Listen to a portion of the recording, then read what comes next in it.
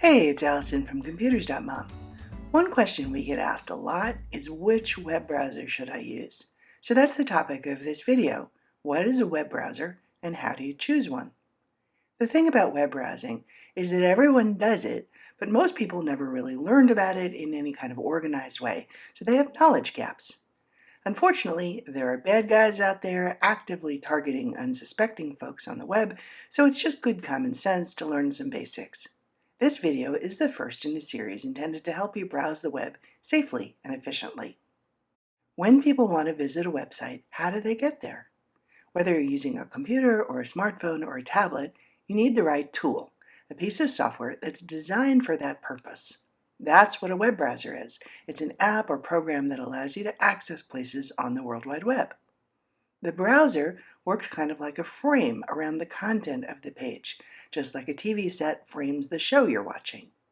Notice the top part of the browser window, the part that is not the web page, has all the controls you use to operate the browser. We'll cover those in another video. And just as there are different brands of TV sets made by different companies, there are lots of different web browsers made by different companies, and you've probably heard of many of them. There's Chrome made by Google. To be clear, Chrome is the browser, Google is the company that makes it.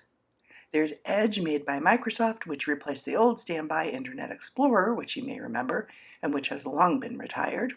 There's Safari made by Apple. There's Firefox made by Mozilla. Those four are by far the most popular browsers, but there are a bunch of others like Opera and DuckDuckGo and so forth. The first thing to realize is that just like television sets, most web browsers will let you do the same basic things. They all let you surf the web. They all have a bunch of helpful features like keeping track of your favorite sites and your passwords, and they all allow you to customize how they work. And since they all compete to be the fastest and safest and to have the most innovative features, they all are frequently updated with new versions, and they're all free. So how do you choose?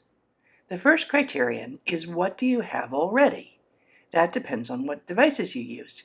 Your computer, smartphone, or tablet came with a web browser built in. On a Windows computer, you'll have Microsoft Edge. On a Mac, iPhone, or iPad, you'll have Safari. On an Android phone, you might have Chrome or a basic Android browser, but you will always have some kind of browser that came with your device. For most people, that built-in browser may work just fine, especially if you invest some time in learning how to set it up the way you want. The second question is what's compatible with your devices. We mentioned that browsers can save a lot of information for you, like logins and favorite sites and your address, to automatically fill in on forms.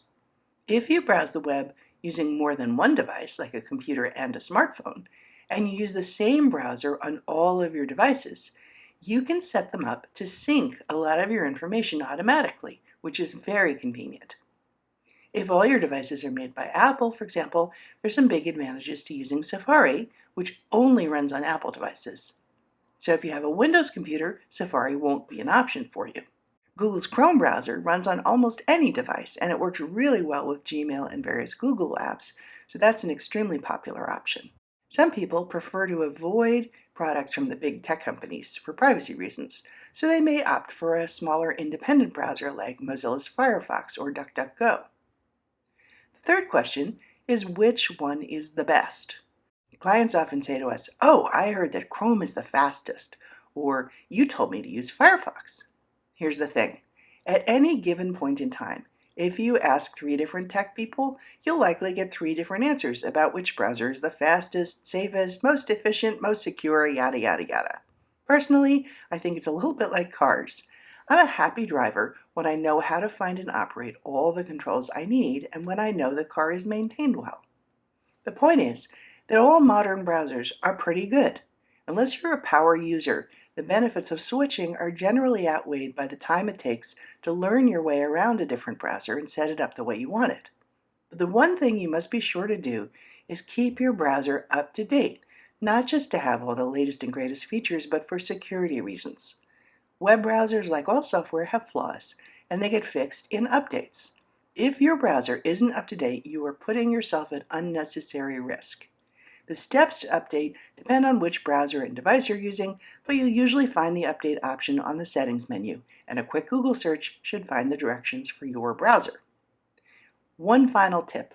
Occasionally you may find that a website isn't working properly, and it's hard to tell whether the problem is at your end or theirs.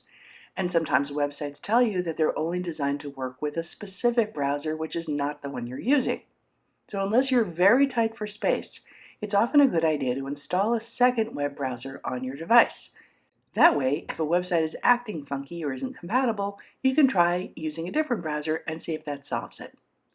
Listed here and also in the description below are links to download two of the most popular browsers, Chrome and Firefox. That's it!